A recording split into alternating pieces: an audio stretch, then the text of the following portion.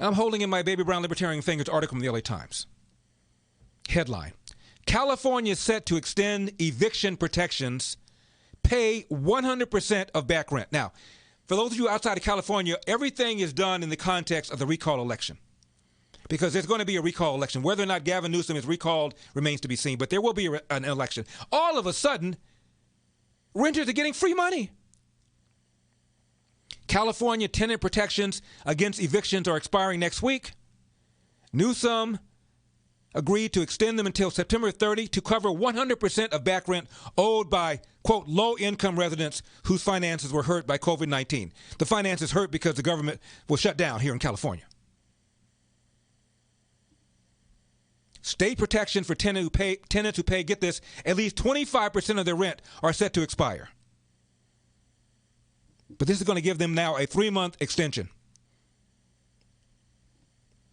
So you read a little further in the article, quote, in January, you almost have to have a laugh track with this. In January, the governor and the legislature approved $2.6 billion in rental assistance, but the state has sent out only $61.6 million,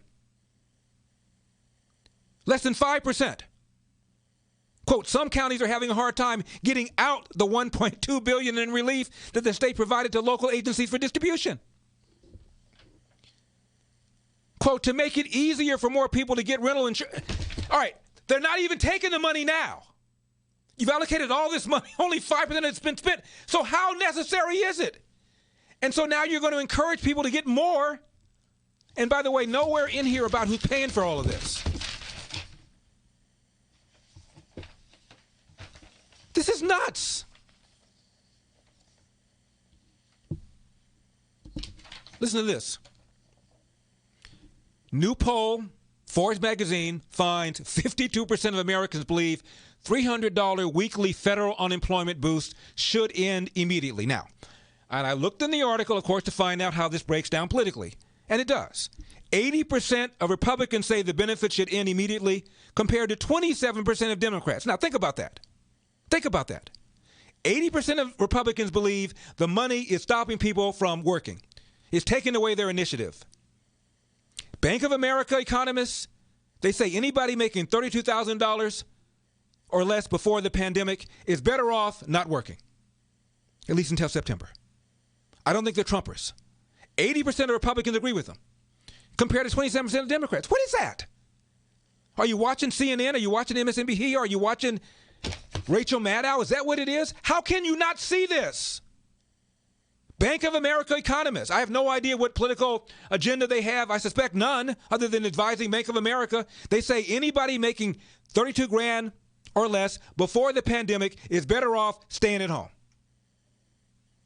And that breaks and to react to that breaks down on party lines. Why? Economics 101 doesn't know party. 2 + 2 doesn't know party. Supply and demand doesn't know party. Inflation doesn't know party. Why is this breaking down party lines? Because, and by the way, the average Democrat household is wealthier than the average Republican household. So it's not about Republicans financially more likely to benefit from this. They're more likely to be hurt from this. Two very different visions of the world, increasingly more stark. And you have to ask yourself, where do you stand? Where do you stand, Democrats? Where do you stand, independents? I know you're listening. 888-971-SAGE, 888-971-7243. Mayor of Chicago went ballistic over a very commonsensical question. Why is crime going up, and have you lost control of the city? I'm Larry Elder.